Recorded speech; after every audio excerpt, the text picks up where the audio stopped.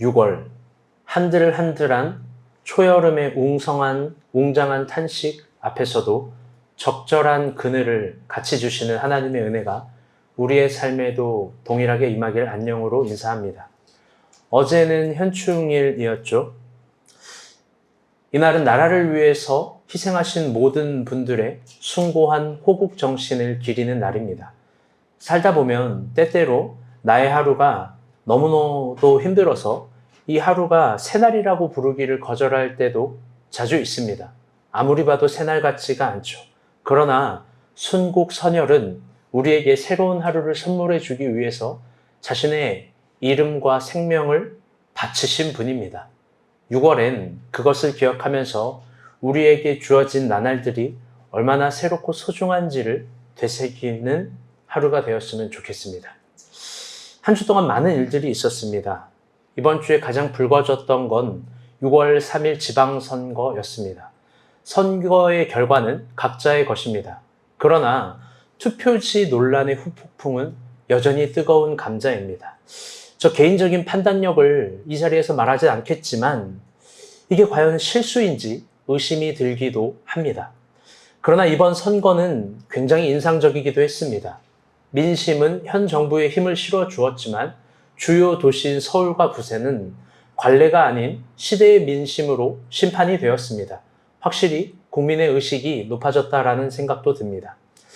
하나에어로스페이스 대전 사업장에서 폭발 사고가 이번 주에 또 일어났습니다. 이로 인해 5명의 노동자가 숨졌습니다.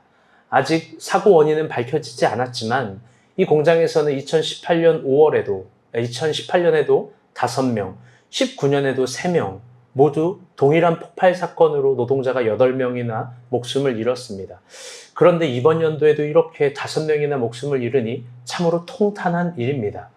이런 3차례 동일한 대형 참사는 단순한 실수로 보긴 어려운 겁니다.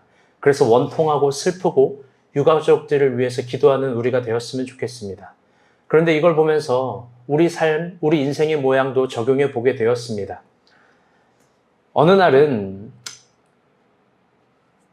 한 개인의 단순한 실수들이 있고 그 실수들에 대해서 예민하게 바로잡지 않지만 결국엔 나가 아니라 너를 죽이는 사고를 낼 수도 있습니다. 그때는 후회해도 늦습니다. 단순한 실수가 있을 때 자기 자신에 대해서 관대한 위로를 하고 큰 사고에 대해서는 더 적극적으로 자기 자신에 대해서 더 관대한 태도를 보이지만 사실 그게 도움이 안 된다는 것도 반대편에서 생각해 보시길 바랍니다. 사고는 당연한 게 아닙니다. 그러니 의식은 스스로 가지는 수밖에 없는 겁니다.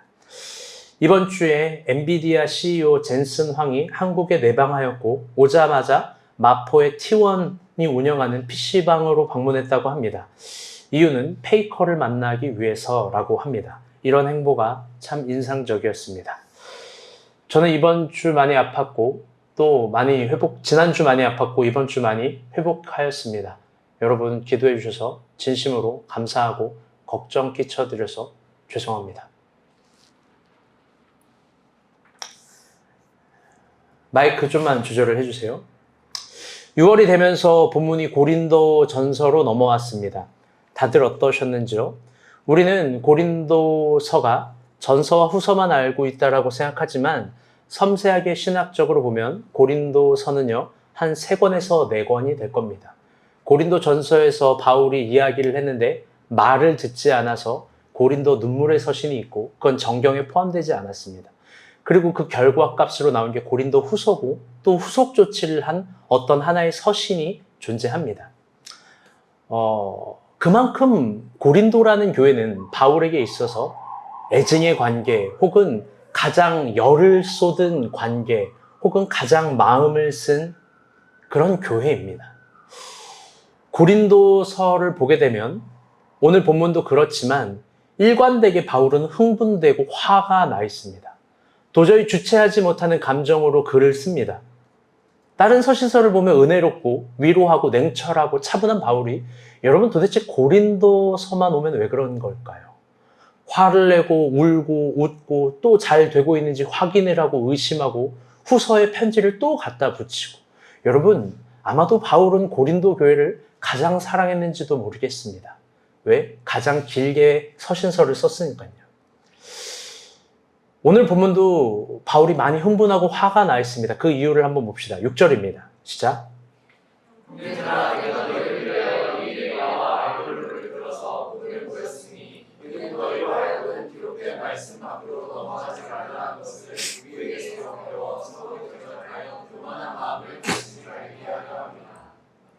아멘. 사실 저는 고린도서를 설교하기가 너무 어렵습니다.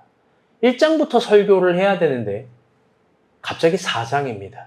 앞에 무슨 논쟁이 있고 어떤 이유가 있고 어떤 시대별 상황적, 교회적 테마가 있었는지를 아무것도 이야기하지 못한 채 오늘 본문을 설교해서 매우 아쉽습니다. 그러나 한 가지 여기서부터 시작해 보자면 바울이 흥분하고 화가 나 있는 이유는 그들이 방금 읽은 본문처럼 기록된 말씀 밖으로 넘어갔기 때문입니다.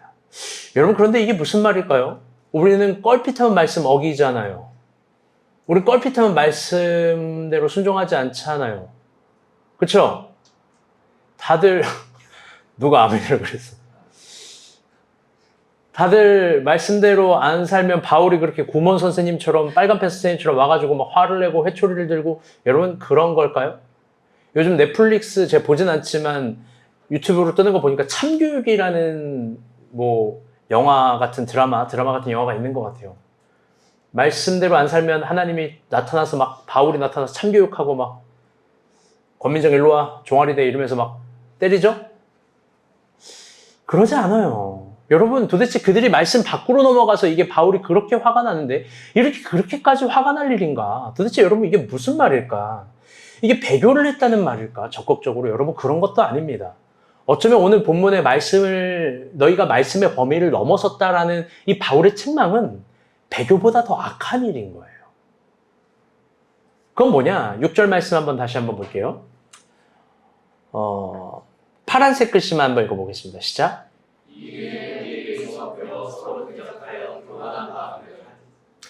어떤 게 뭔지 모르겠지만 말씀에 기록된 말씀 밖으로 넘어가서 너네는 우리에게서 배웠는데 그걸 넘어서 서로를 대적하고 교만하게 된 현상을 말합니다. 이건 당시 1세기의 문화를 조금 이해해야 합니다. 문화와 교회 문화를. 당시 1세기 문화는요, 소그룹별로 스승과 제자의 그룹팅이 굉장히 유행이었습니다. 그리고 내가 어떤 스승을 두고 어떤 제자가 되고 어떤 당파가 되었는지 이게 굉장히 중요한 삶의 문제입니다. 경제적인 문제고 삶의 그레이드 문제가 되기도 합니다. 여러분 중국 영화 보면은 막 나는 무슨 뭐 소림파, 무슨 뭐 사마귀 권법파, 당랑파, 태권파 막 이런 거 모르시나요? 이거보다 훨씬 더 많이 이스라엘은 더 다양하게 당파가 나눠져 있는 건데 성경 그거의 배경에 대해서 많이 얘기하고 있지 않죠. 그런데 고린도 교회에서도 이것들이 자극적으로 유행이 된 겁니다. 그래서 그들은 스스로 난 바울파, 아볼로파, 베드로파, 그리스파 그리고 더 다양한 분파들을 만들어서 싸웁니다. 싸우는데 옳다 그르다 문제를 넘어서 교만하고 대적하고 공격하게 됩니다. 그 이유가 옳다 그르다를 넘어선 이유이기 때문입니다. 우리 고린도전서 1장 11절부터 13절, 3장 4절, 6절이거든요. 이거 한번 천천히 봅시다. 시작. 빨간색, 파란색 글씨만 읽어볼게요. 시작.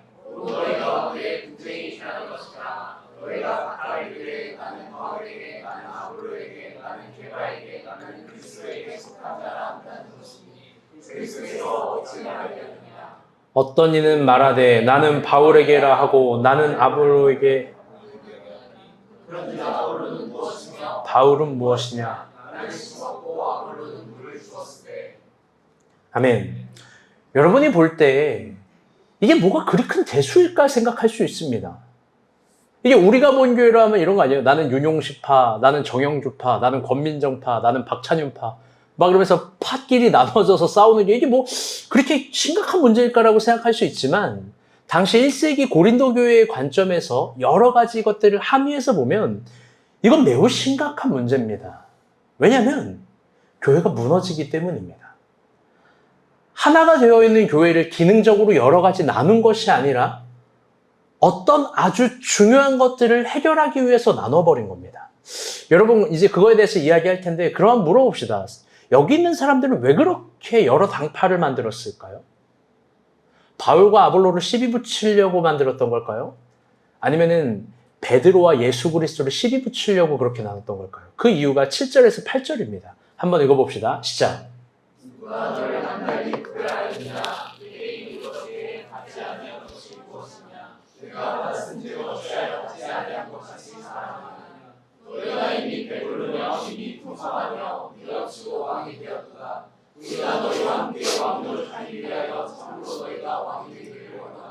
아멘. 본문을 보면 그들이 교회에 여러 분파를 만든 이유는 잘 보세요. 교회에서 왕노릇하고 풍성하고 배부르게 하기 위해서래요. 여러분 이게 무슨 말일까요? 여러분 이게 교회에서 가능할까요? 교회에서 여러 팔을 나눈들 왕이 되고 풍성하게 되고 배가 부른다라는 현상이 여러분 실제로 가능할 수 있고 유효할 수 있을까요? 결론적으로 말하면요. 방금 이야기한 이 왕처럼 풍성하고 배부르게 된다라는 건 1세기 로마 비유법인데요. 이건 너희들이 이렇게 분파를 나누는 이유가 옳고 그름과 더 예민하고 정교한 문제를 위해서가 아니라 너네가 이렇게 분파를 나눔으로 인해서 교회 안에서 누구에게도 간섭받지 않는 위치에 있고 싶어하는 당시 1세기 로마의 비유예요. 그게 배부르고 풍성하고 왕노릇하는 비유입니다. 더 이상 나는 간섭받고 싶지 않아. 여러분 깊게 생각해 봅시다. 고린도 교인들은 교회 안에서 왜 이렇게 돼버린 걸까요? 여러분 그들은 교회 안에서 왜 이렇게 배부르고 풍성하고 왕까지 되려고 하는 존재로 전락돼 버린 걸까요? 그건 결론적으로 이야기하면 어느새 그들의 신앙의 주제어가 바뀌어 있기 때문에 그럽니다. 그리고 그 바뀐 주제어를 찾아서 바울은 고린도서라는 아주 예리하고 날카로운 서신서를 쓴 겁니다. 초창기 고린도 교회의 주제어는요. 다시 따라보겠습니다. 복음이었습니다. 그런데 고린도 교회에 그리스 철학이 들어오고 여기는 항구였거든요. 그리스 인문학이 들어오고 그 가르침이 결탁되면서부터 그들의 주제어는 자유가 됩니다. 여러분 그런데 로마와 그리스를 가장 잘하는 게 바울입니다. 이게 성서의 언어인지 아니면 인간의 철학의 언어와 인문학의 언어인지 어떤 세계관을 가지고 있는지 12제자는 몰라도 바울은 기가 막히게 알고 있는 겁니다. 그들이 그리스 철학을 사용해서 교회 안에 갈구하는 자유, 복음을 대처한 새로운 신앙의 언어인 자유, 그 자유는 두 가지였습니다. 첫 번째는 성적인 자유고 두 번째는 경제적인 자유입니다. 우리 형주 형제가 고린도 전서 5장 1절부터 10절을 한번 읽어주세요. PPT 없어요. 본문이 좀 자극적이라서 PPT를 준비 안 했습니다. 고린도 전서 5장 1절부터 10절입니다. 여러분 눈으로 보세요. 시작.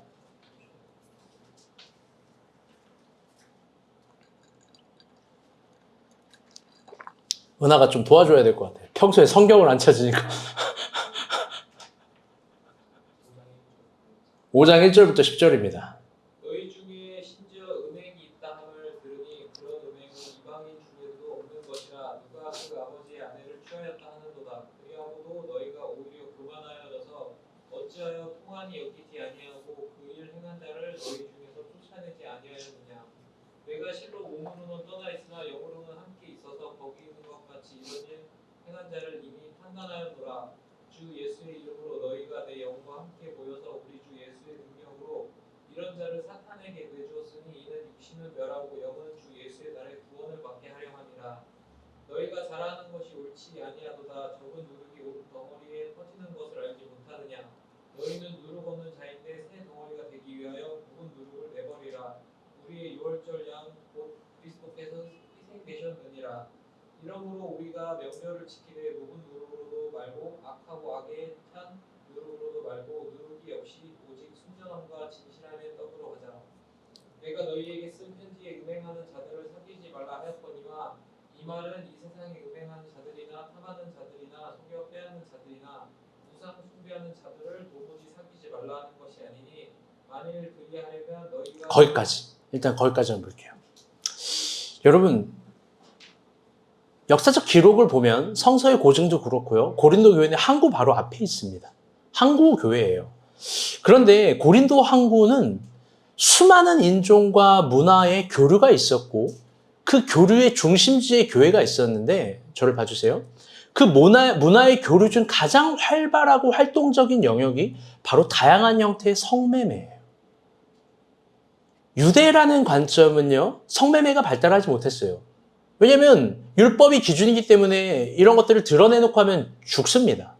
그런데 이 항구 도시에는 이걸 돈으로 사고 팔고 다양하고 기이하고 기이한 형태를 하는 거예요. 그렇게 고린도 교회의 가장 중요한 교회적 주제는 뭐였냐면 성적 순결함을 지키는 일이었습니다. 바울과 아볼로가 교회에 있을 때는 그것이 지켜졌습니다. 그런데 그들이 교회를 믿고 선교지로 떠나갔을 때 그 떠나간 틈에 그리스 철학이 들어오면서 말쟁이들이 들어오면서 논리쟁이들이 들어오면서 교회 안의 주제어가 신앙의 주제어가 복음에서 자유로 바뀐 겁니다. 그리고 자유가 신앙의 주제어가 될 때 그들은 첫 번째로 스스로 성이라는 경계를 풀어버린 거예요. 그들은 자유라는 이름으로 마음껏 성을 즐기고 서로의 성을 교류합니다.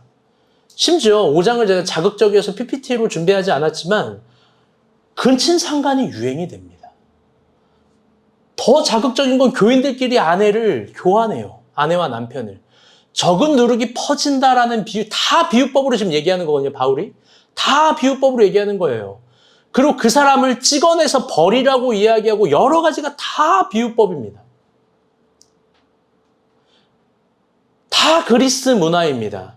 그들은 자유라는 이름으로 감히 탐하지 말아야 될 걸 탐합니다. 감히 경계를 넘어버립니다. 그게 인간의 자유라는 거예요. 그리고 너무 충격적인 건 이 서신서의 끝과 논리의 끝을 보게 되면 바울이 이걸 기록한 목적인데 그들은 이걸 교회 밖에서 행하는 것이 아니라 교회 안에서 행하는 겁니다. 교회 사람들끼리 더 좋으니까요. 그런데 중요한 건 이걸 죄라고 말하지 않고 자유라고 말합니다. 그리고 그것을 다 저를 봐주세요. 불편한 얘기하니까 너무 고개를 숙이는 것 같아요. 저를 봐주세요. 중요한 얘기예요. 그것을 교회 안에 정치로 합리화하기 위해서 나는 바울파, 나는 아볼로파, 나는 베드로파, 나는 그리스도파 전혀 가르침과 이름과 상관없는 정치적 형태를 만드는 거예요. 그리고 이것이 본문에서 바울이 시작하자마자 책망하는 너희가 성경을 벗어난 행위라는 거예요. 그런데 여러분 이거 깊게 한번 적용해 봅시다. 이건 고린도 교회만의 일이 아니에요. 한국교회 현 주소입니다. 한국교회는 이미 성적으로 아주 많이 무너져 있어요. 오늘 본문이 그걸 지적해요. 여러분 불편해하지 말고 하나님 메시지라고 생각하고 들으시길 바랍니다. 아멘? 그럼에도 불구하고 한국교회는 성적으로 많이 무너졌음에도 불구하고 성의 경계성과 배타성에 대해서는 결코 가르치지 않습니다. 말하지 않아요. 성서의 기준을 말하지도 않습니다. 왜요? 성을 말할 때마다 내가 고리타분하다고 이야기하고 비난하고 핀잔 주고 자기의 성은 자기가 알아서 한다라는 자기 권리를 강화하기 때문입니다. 그래서 성경의 기준은 거절하는 거예요. 여러분 그러나 잘 들어보세요. 성경의 기준을 넘어서는 성의 사용은 다 죄입니다. 뭘 갖다 붙여도 그건 죄예요. 사실 무엇보다 심각한 건 세속 문화와 성서의 가르침이 SNS에 영향을 받는다는 거예요. 그리고 그 영향으로 새롭게 잉태한다는 거예요. 성서는 뭐라고 이야기하냐? 성을 나의 사랑하는 사람과만 나누는 배타성을 이야기해요. 한 개인의 매력을 나의 사랑하는 사람과만 나누는 배타성, 그 매력을 감추라고 이야기를 합니다. 그러나 세상은 내가 매력적인 사람이 되어 나는 여러 사람과 성을 나눌 수 있는 가능성으로 제시합니다. 인스타를 보잖아요. 온갖 릴스, 코미디, 플러팅, 화장법, 성형법, 코디, 운동, 남녀 컨텐츠가 다 죄다 이런 거예요. 제가 벌써 막 노인네가 됐나 봐요. 막 못 보겠어요. 여러분 세상은 형태는 묘한 형태를 지깁니다. 그리고 그런 걸 사랑이라고 불러요. 그리고 서로 책임질 수 없는 감정으로 다가가는 유혹을 운명적인 사랑이라고 말하는 것 같아요. 여러분, 그러나 결론은 다 망해요. 성경은 하나님의 기준을 통과하지 못한 성의 사용은 인간적인 자유다, 철학이다, 낭만이다, 사랑이다 불러도 성경 그걸 죄라고 부릅니다. 그럼 두 번째 그들에게 바뀐 주제어는 경제적 자유입니다. 고린도전서 8장 7절부터 11절입니다. 권민정 목자가 읽어주세요. 8장 7절부터 11절입니다. 시작. 그러나 이 지식은 모든 사람에게 있는 것은 아니므로 어떤 이들은 지금까지 우상에 대한 습관이 있어 우상의 제물로 알고 먹는 거로 그들의 양심이 약하여지고 더러워지느니라. 음식은 우리를 하느님 앞에 내세우지 못하나니 우리가 먹지 않는다고 해서 더 못 사는 것도 아니고 먹는다고 해서 더 잘 사는 것도 아니니라. 그런지 너희의 자유가 믿음이 약한 자들에게 걸려 넘어지게 하는 것이 되지 않도록 조심하라. 지식 있는 내가 우상의 집에 앉아 먹는 것을 누구든지 보면 그 믿음이 약한 자들의 양심이 감력을 얻어 우상의 제물을 먹게 되지 않겠느냐. 아멘. 여러분, 이 말씀도 표면만 보면요, 갑자기 우상 얘기가 나오고 우상의 재물을 먹는 얘기가 나오고 그 재물을 더 먹는들 부자가 되지 못하고 뭐 거지가 되지 못하고 뭐 이런 우리가 볼 때 좀 애매하고 이상한 얘기가 나옵니다. 여러분, 근데 이 본문 말씀도요, 다 비유입니다. 본문 말씀을 보면 우상과 우상 숭배 후 남은 재물을 먹는 것처럼 말하지만 이것도 어떤 비유냐면요, 경제적 자유와 제한, 그 경계성에 있는 로마식 비유예요. 우상의 재물을 먹는다, 먹지 않는다. 그리고 그걸 보는 형제와 더불어 나누어 먹는다, 먹지 않는다. 고린도 교인들은요, 어느덧 돈을 버는 자체가 중요한 게 되어서 불법이라는 경계마저 스스로 허물어 버립니다. 바울은 그때 주의 형제들이 서로 우상이 주는 음식, 재물, 이윤을 개걸스럽게 먹는 행위를 비유로 이야기하는 거예요. 다 로마식 비유법이에요. 여러분, 근데 왜 고린도 교인에게 비유법으로 이야기했냐? 사실 그거 하나만 1시간 이야기하는데 그거 진짜 얘기할 수가 없어요. 어쨌든 그들만 알아듣게 지금 이야기하는 거예요. 그리고 그들 역시 고린도 교인은 이미 경제적인 영역에 있어서도 탐해야 되지 말아야 될 걸 탐하고 있는 겁니다. 경계를 넘어서 탐하는 거예요. 그리고 그들은 그리스 철학과 결합하여 이걸 자유라고 말합니다. 그리고 이걸 교회 안의 정치로 합리화하기 위해서 죄라고 포장하지 않고 자유라고 말하게 하기 위해서 바울파, 아볼로파, 베드로파를 만든 거예요. 그러나 이것이 본문이 바울을 통해서 말하는 바 성경을 벗어난 행위라고 책망하는 겁니다. 여러분, 이거 역시 마찬가지입니다. 우리도 역시 자유할 수 없어요. 왜 그러냐? 우리도 먹고 살아가야 되기 때문입니다. 여러분, 먹고 살아간다라는 의미는요, 절대 순수한 생존의 언어예요. 아멘? 여러분, 직업에 귀천이 없죠. 그게 성서의 가르침이에요. 여러분, 너무나 귀한 거예요. 먹고 사는 문제라는 건. 이건 순수하고 아름다웠고 고귀한 겁니다. 여러분, 그러나 경계를 넘어서 먹고 사는 문제가 돼버린다면 그건 절대 순수의 생존의 언어가 아니라 어느덧 악마의 언어가 되어 폭력의 언어가 되고 강도의 언어가 되고 무엇보다 거짓의 언어가 돼버립니다.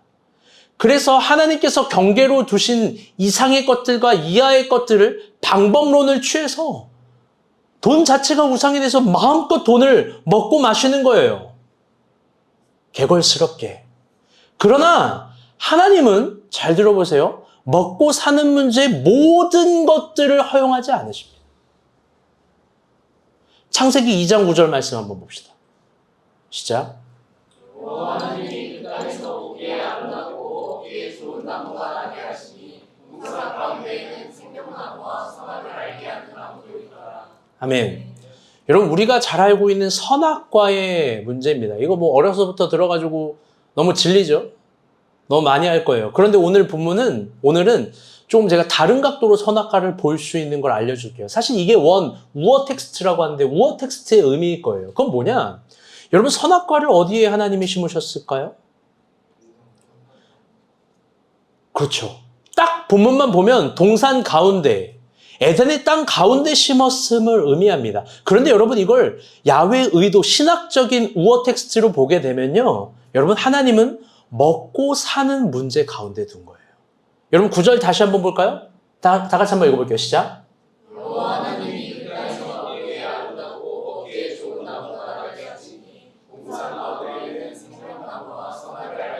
거기까지요. 여러분, 하나님은 아름답고 먹기 좋은 나무들, 그리고 영원히 살 수 있게 하는 영적인 의미의 생명나무, 그 생명의 음식들, 그 가운데 선악과도 둔 거예요. 여러분, 그러니 먹고 사는 것이 아무리 순수한 생존의 언어라도 모든 것들이 허용되는 게 아니에요. 여러분, 잘못 먹으면 여러분 탈나고, 더 잘못 먹으면 죽고, 더 많이 먹으면 뚱뚱해져요.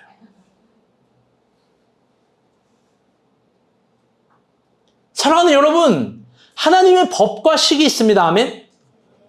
여러분, 하나님은 먹는 거 옆에 먹지 말아야 될 경계를 심어놓은 거예요. 이게 하나님께서 창세기의 우어 텍스트, 그러니까 원 의도대로 둔 거예요. 수많은 먹을 것들 옆에 절대 먹지 말아야 될 경계성, 뱉었어. 여러분, 하나님은요, 우리가 뭘 먹는지 관심이 있지만 뭘 먹지 않는지에도 상당히 관심이 있는 거예요. 그 경계성에 상당히 관심이 많습니다. 이 구절 이후에 있는 창세기 말씀 봅시다. 8절 9절입니다. 시작.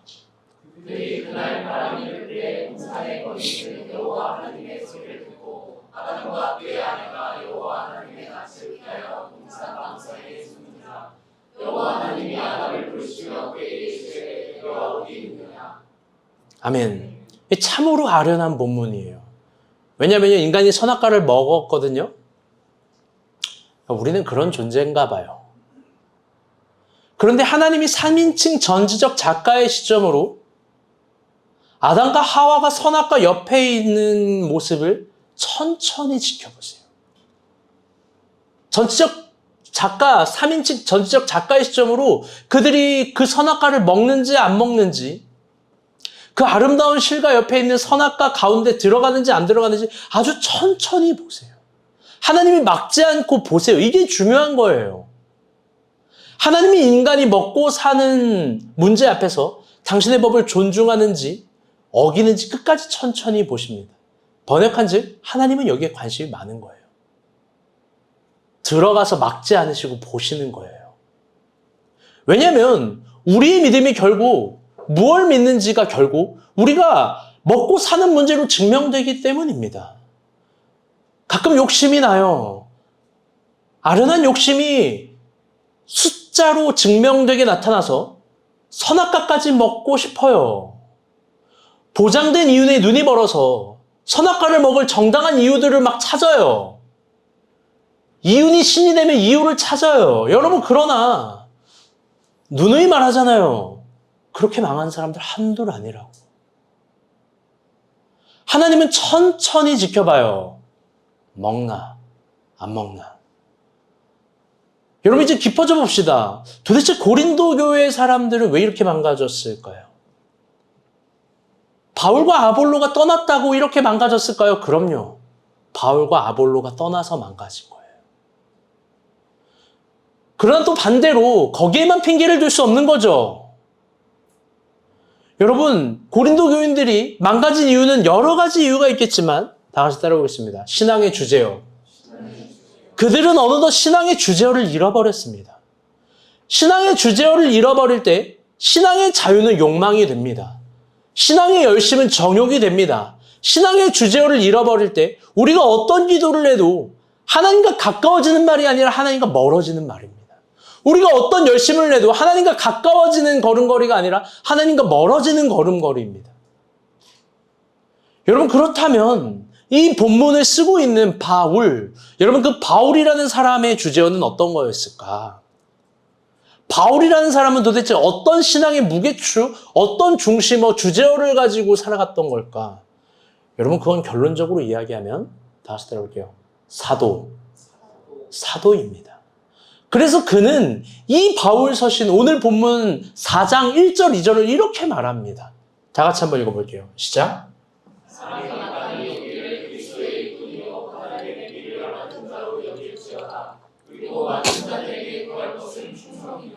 아멘.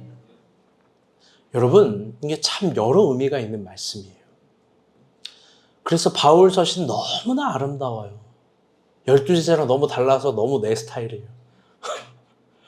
바울은 고린도서를 쓰면서요, 바울 서신을 쓰면서 마치 어떤 하나를 증명하기로 한 것처럼 자기가 스스로 사도라는 걸 많이 증명해요. 12제자들은 그런 말 안 해요. 사도니까. 그런데 자기가 사도가 아니라는 비판을 하도 많이 받아서 그 수인권 논쟁 때문이라서 그런지 내가 지식이 있다 별로 말하지 않고 내가 기적을 할 수 있다 별로 말하지 않고 내가 돈이 있다 이런 말 절대 안 하고 이거 다 바울 옆에서 곁에 본 누가가 이야기하는 거고 그의 제자들이 이야기하는 언어들이거든요. 진짜 바울은 난 사도야만을 강조합니다. 본인이 스스로 강조하는 건 나는 사도야. 그런 사도의 주제가 충성이래요. 충성은 하나님이 맡으신 이에게 요구하는 태도라고 신앙 고백으로 얘기하는 거예요. 율법의 조문을 뛰어넘은 신앙 고백이에요. 저는 이 한 문장에 이번 주 설교를 준비하면서 전율이 진짜로 윤희 형제, 전율이 막 찌릿찌릿했어요. 여러분 1절을 보면 이렇게 얘기합니다. 사람이 마땅히 우리를 그리스도의 일꾼이요 하나님의 비밀 같은 자로 여길 것이다. 이거 역시 다 로마식 수사법인데요. 왕의 서신서를 갖고 있는 사람, 비밀 맡은 사람, 왕의 목적을 가지고 수행하는 그 비밀을 갖고 있는 사람은요. 로마식 법대로 얘기하면 로마 가피아도, 로마 가도, 그러니까 로마의 어떤 도로를 가도 어떤 지역을 가도 마치 우리나라의 암행어사처럼 밥 달라 그러면 밥 주고요. 집 달라 그러면 집 주고요. 그가 여기서 뭘 하고 싶다 그러면 다 통과하게 돼요. 그게 제1시민권자를 둔 로마법이에요. 로마는 시민 등급이 아주 섬세해요. 로마 왕의 비밀 맡은 자, 제1시민권자가 되는 순간 여러분 모든 것들이 프리패스예요. 그런데 그는 역설적으로 이런 말을 해요.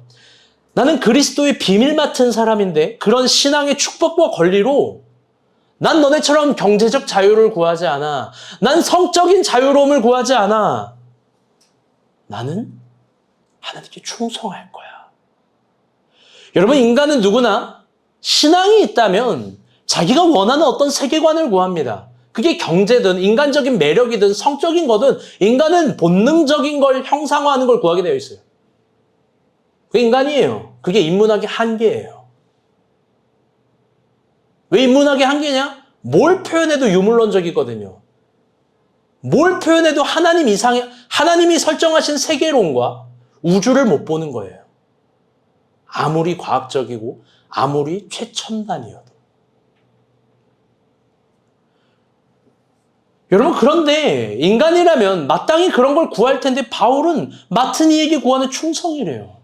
여러분 이 세상 사람들이 충성을 구하는 이유는요. 그것이 경제적인 거든 아니면 뭐 꿈이든 어떤 거든 간에 보장된 것과 보상을 바랍니다. 그런데 바울은 그런 충성이 아니래요. 여러분 바울이 그렇다면 신앙 고백하는 바 충성, 율법도 정의하지 않은 스스로 구하는 충성, 보장성이 없는 충성이란 뭐냐? 그건 스스로 목적을 두지 않고 하나님이 주신 그 지점까지 가보는 거예요. 그게 바울의 고백이에요. 이제 아주 중요한 고백을 드릴 텐데요. 충성된 바울의 상태입니다. 9절부터 10절, 13절입니다. 한번 깊게 읽어보겠습니다. 시작.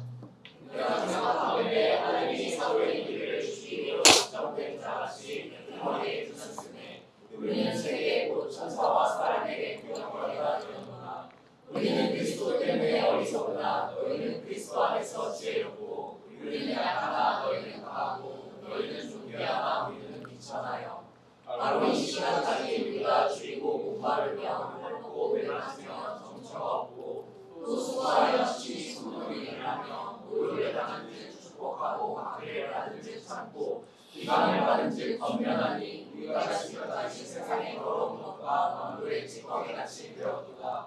아멘. 여러분, 충성을 다하는 바울의 위치가 인상적이지 않습니까?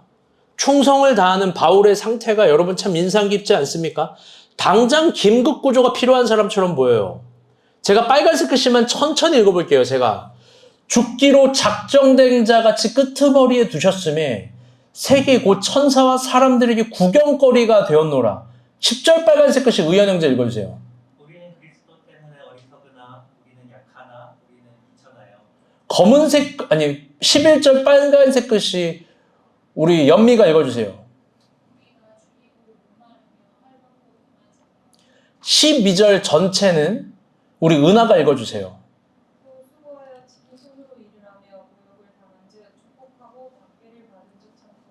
13절 말씀 임간사님 읽어주세요. 비방을 받은 즉 권면하니 우리가 지금까지 세상의 더러운 것과 만물의 찌꺼기 같이 되었도다. 아멘. 여러분, 충성의 위치와 충성의 상태가 사망, 끝자리, 사람과 천사의 구경거리, 어리석은 사람, 약한 사람, 천박한 사람, 비천한 사람, 줄이고 목마르고 헐먹고 매웠고 정처가 없고 수고하고 누가 때리면 축복하고, 그리고 가장 충격적인 거 이거예요. 이걸 한 통에 다 모아서 흔들었더니 내가 만물의 찌꺼기 같이 되었어 라는 거예요. 여러분, 만물의 찌꺼기, 그게 맡기신 이에게 충성을 다했더니 얻어낸 결과물입니다. 번역한즉 찌꺼기예요. 만물의 찌꺼기. 바울은 자신의 모습이 지금 찌꺼기 같다라고 합니다.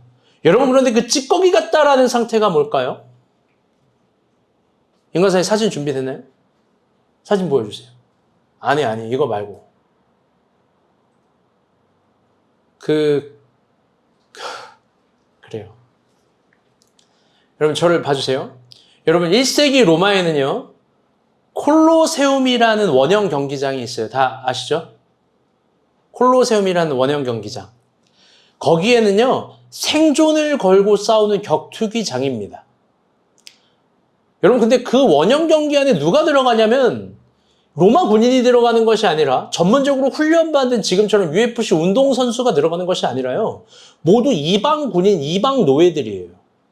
그런데 그들이 경기장 안으로 들어갈 땐 건강하고 위용이 넘치는 모습이 아니에요. 어떤 모습이냐? 저를 봐주세요. 약하고 죽음 앞에 있고 긴장하고 헐벗고 목마르고 정처 없고 사람에게 모욕당하고 천하게 여김받는 모습이에요. 방금 바울이 표현한 저 비유법이 콜로세움에 들어가는 사람의 비유법이에요. 그들은 소중한 에너지, 아름다움을 완전히 잃어버립니다. 그들이 콜로세움으로 들어갈 때 많은 로마 시민들은 그들이 들어가는 뒷모습을 보면서 이렇게 얘기해요. 페리카 타마르타, 페리카 타마르타. 그게 뭐냐면 찌꺼기들, 만물의 찌꺼기들, 만물의 찌꺼기들. 생기를 잃어버린 찌꺼기, 나라를 잃어버린 찌꺼기, 영양과 아름다움을 잃어버린 찌꺼기, 소중한 걸 다 잃어버린 상태로 나가는 찌꺼기. 근데 그 찌꺼기 같은 모습이 바울 자기 자신 같대요. 그러면서 이렇게 비유하는 거예요. 너희는 지금 하나님 앞에 경제적 자유와 성적인 자유를 찾는 왕 같구나. 그런데 나는 하나님 앞에서 생기와 영양가와 아름다움, 소중함을 잃어버린 찌꺼기 같아. 여러분, 물어보겠습니다. 여러분은 하나님을 너무 사랑하고 충성해서 이런 찌꺼기 같은 상태 될 수 있습니까? 제가 이번 주에 오랜만에 헬스장에 갔어요. 아주 오랜만이죠. 1000일 동안 같아요. 가면요, 헬스장 PT 선생님들이 놀래요. 오셨어요? 이러고. 이제 진짜 운동을 해야만 합니다. 그래서 오랜만에 운동하려고 갔고, 라카가 있잖아요. 다들 헬스장 아시죠? 라카? 라카룸을 열었는데요. 이럽니다. 이게 지금 잘 안 보일 텐데요. 저 봉지가 있는데, 이거 은혜가 안 돼서 넘겨주세요. 네. 이게 뭐냐면은, 그, 라카룸을 치운 거예요. 치웠는데, 왜냐면 저 자세히 보면 제 속옷도 들어있어서, 저거를 처리를 못했어. 다 정리가 된 거예요. 그런데 정리하는 과정에서 던져가지고, 샴푸류, 스킨류, 향수류, 다 깨져 있고, 이 액체 덩어리가 막 끈적하게 돼 있고, 그게 향기가 뭉치니까 썩은 내가 나요. 찌꺼기 같은 냄새들. 엄청 오염돼 있고 거기에 있는 운동화도 제 속옷도 다 젖어 있고 엉망이에요. 그리고 심지어 저기에 에어팟도 있거든요. 근데 에어팟도 보니까 부셔져 있어요. 여러분, 에어팟 내구성이 약해요. 진짜 부셔져 있는 거예요. 근데 너무 이상한 거예요. 저는 연간 회원이거든요. 심지어 1년도 아니라 3년 회원이거든요. 그러니까 라커룸도 자동 3년 계약이에요.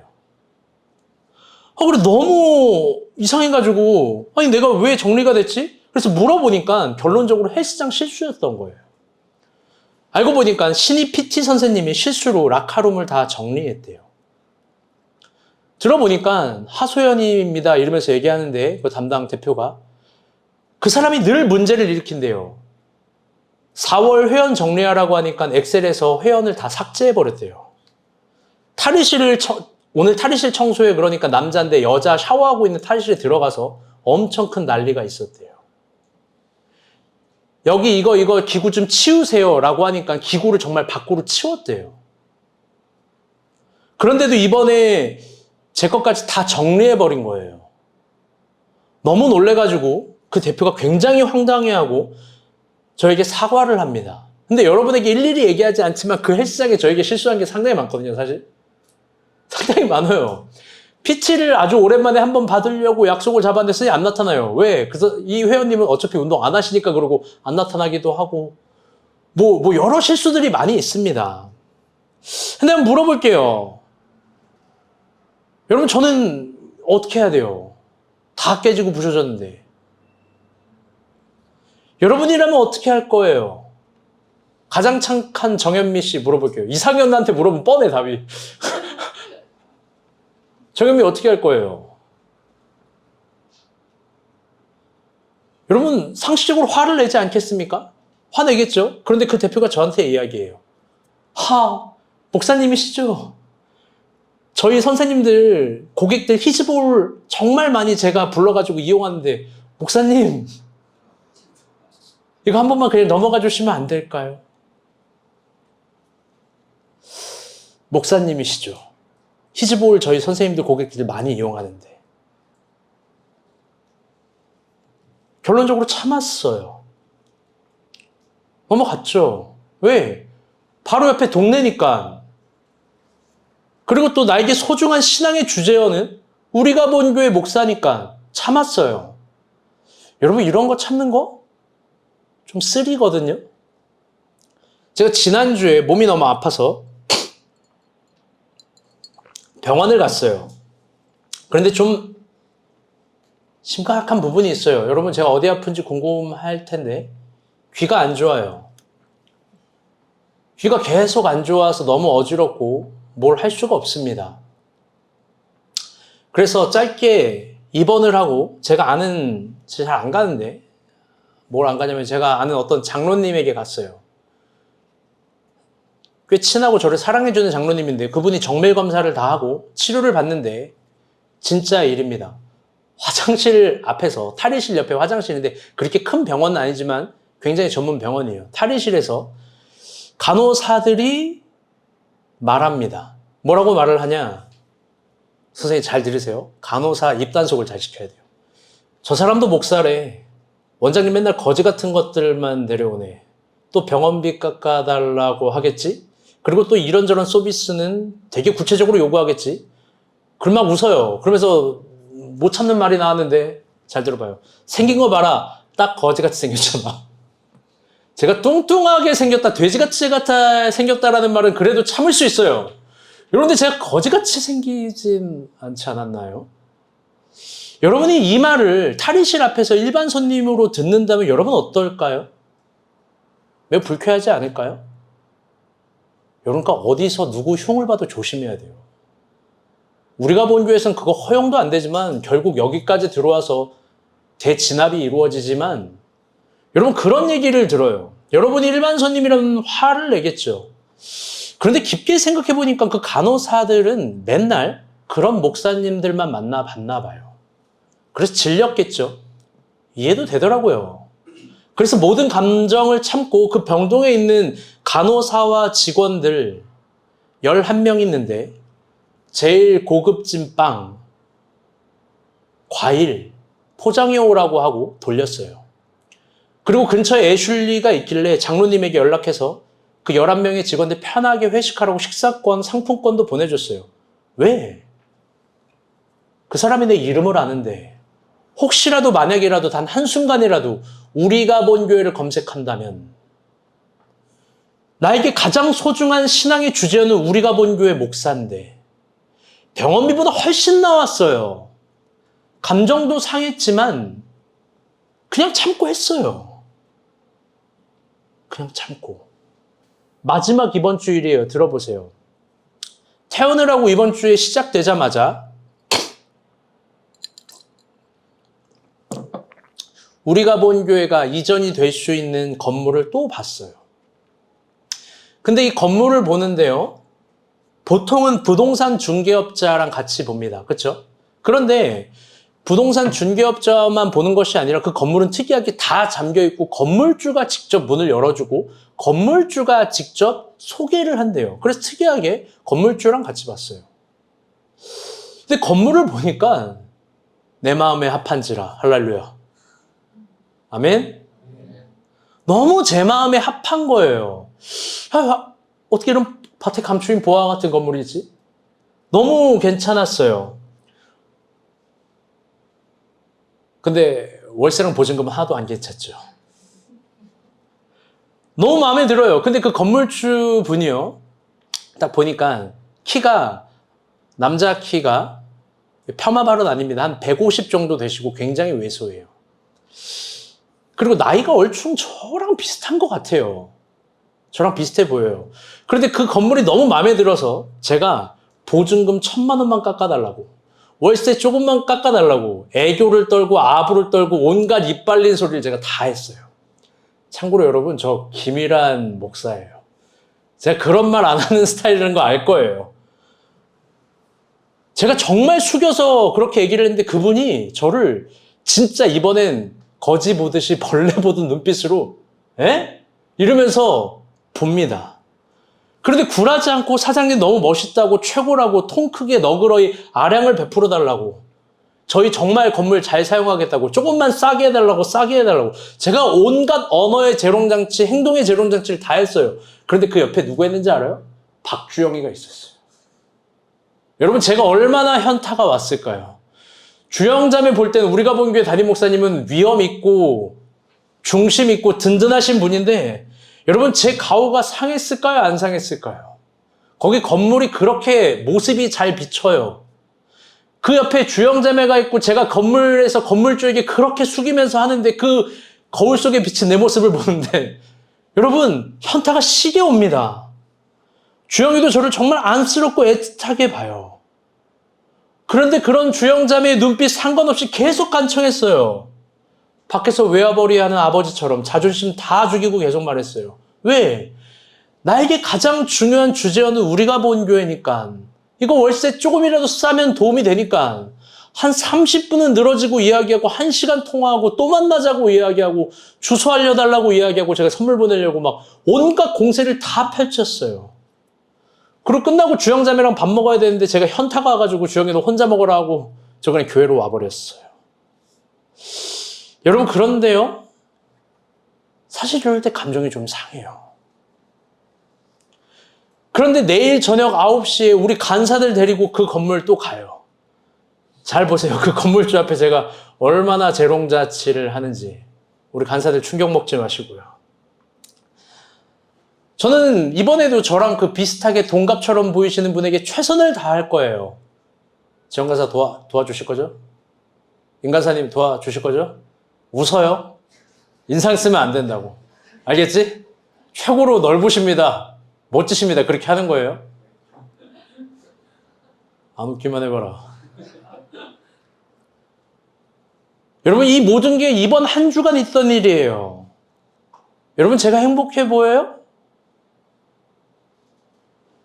여러분 제가 아무리 교회를 사랑해도 저도 감정이 있어요. 감정이 있는데 그 감정을 참으면 찌꺼기같이 된 기분도 들어요. 왜? 교회를 너무 사랑해서 자존심을 세울 때가 있는데 교회를 너무 사랑해서 자존심을 버릴 때도 있는 거거든요. 그렇게 자존심을 버리면 찌꺼기 같은 기분이 된 것 같은 감정이 들 때가 있어요. 여러분 살면서 낮아본 적 없죠? 여러분 살면서 스스로 막 감정이 찌꺼기가 될 정도로 하수도에 내려간 것만큼 낮아져 본 적 있나요? 무언가를 얻기 위해서? 가끔은 그래서 감정대로 하고 싶고 자존심대로 하고 싶어요. 그런데 그때마다 나에게 제일 중요한 신앙의 주제어를 떠올려요. 우리가 본 교회 목사. 교회 앞에서 스스로 찌꺼기가 돼요. 나의 영양가, 나의 생기, 나의 모양, 나의 자존심. 사실 그게 그렇게 중요하지 않아요. 요즘 저의 모습은 건강하고 위용이 넘치는 모습이 아니에요. 약하고 목마르고 지혜가 필요하고 정처가 없고 죽음 앞에 있는 것 같고 콜로세움 앞에 있는 페리크 타마르카 같아요.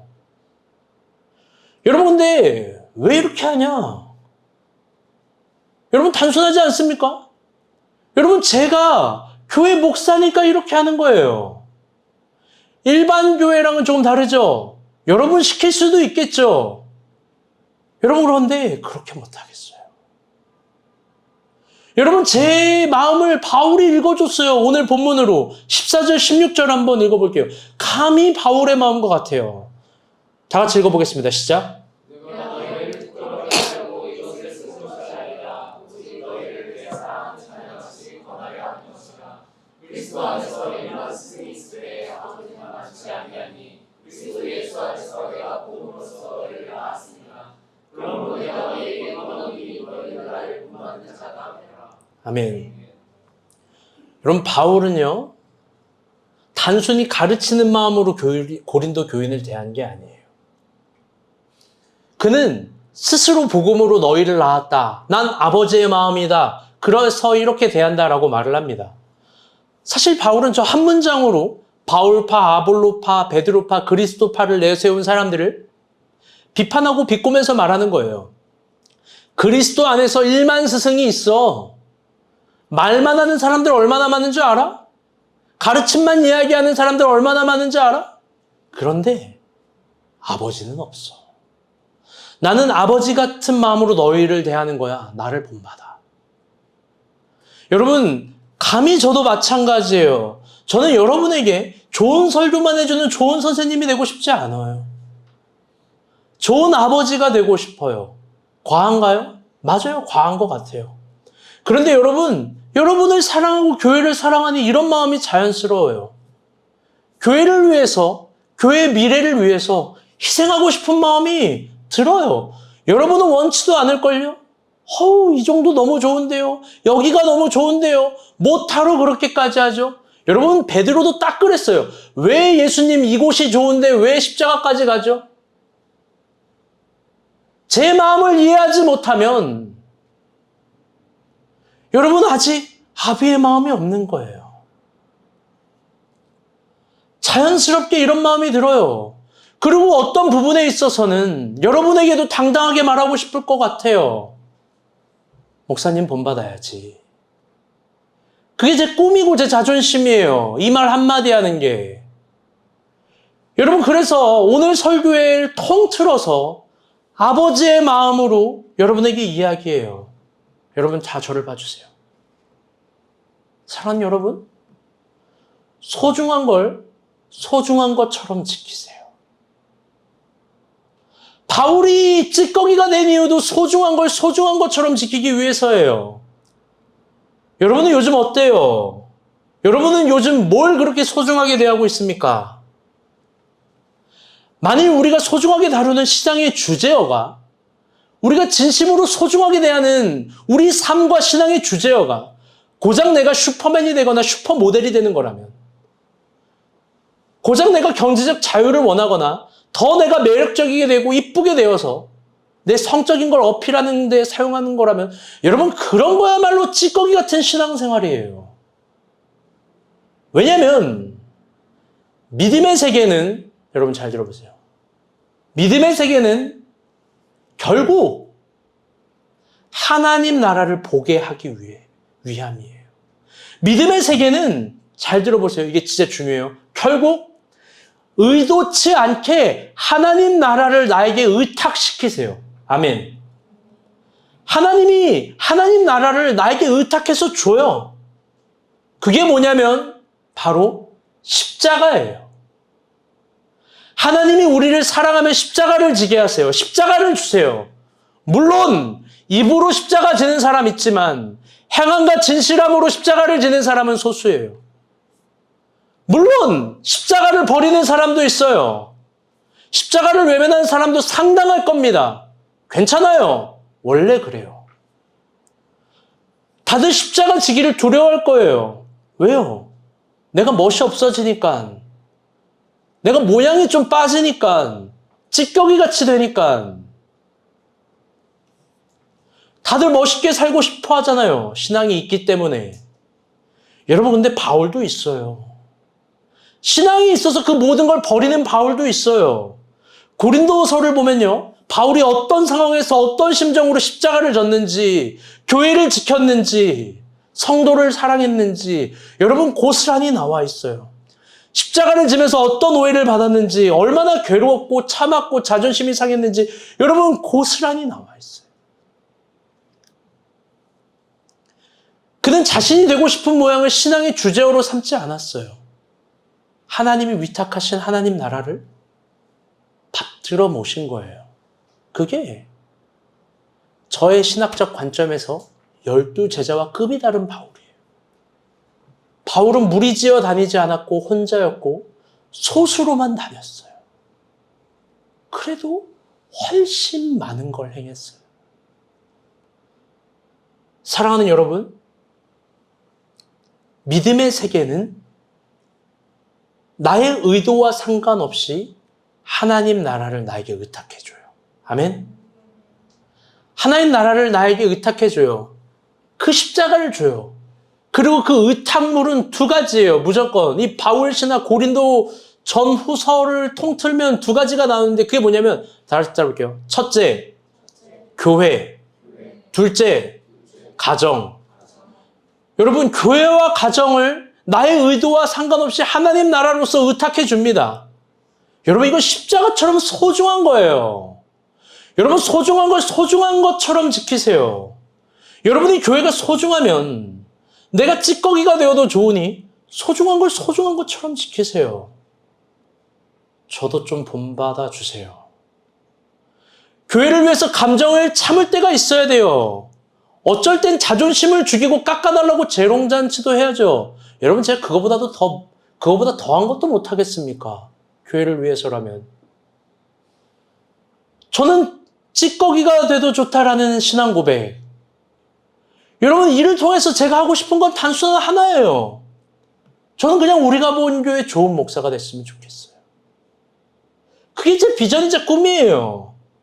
여러분, 하나님이 여러분에게 의탁하신 가정 역시 마찬가지입니다. 내가 찌꺼기가 돼도 좋으니 소중하다면 소중한 걸 소중하게 지키는 겁니다.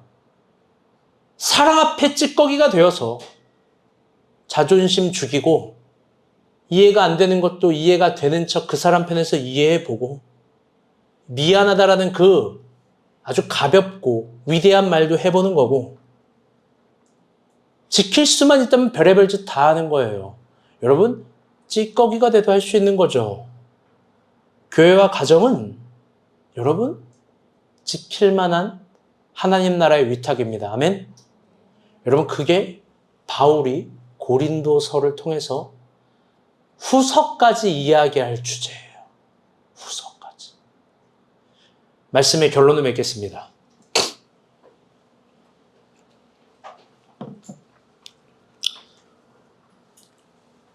오늘 설교 제목은 찌꺼기입니다. 제가 뭘 준비하라 그랬는데 괜찮아요. 원래 오늘 여러 모양들을 앞에 준비하고 얘기해 보려고 했어요. 여러분, 삶은 계란을 제가 준비하라고 그랬어요. 여러분, 이게 삶은 계란인데 이걸 막 뭉그러뜨리면은 찌꺼기가 되죠. 여러분, 막 과일, 바나나, 막 참외, 방울토마토 이게 있으면 모양이 되지만 이게 막 뭉그러지고 뭉탱이가 되고 뭉그러지면 그냥 다 찌꺼기가 되는 거예요. 치즈건 보면 다 마찬가지예요. 쓰레기 찌꺼기. 모양이 부셔지면 찌꺼기가 되는 거예요. 모양이 부셔지면. 예수 그리스도가 찌꺼기 되신 거 아닙니까? 모양이 부셔져서.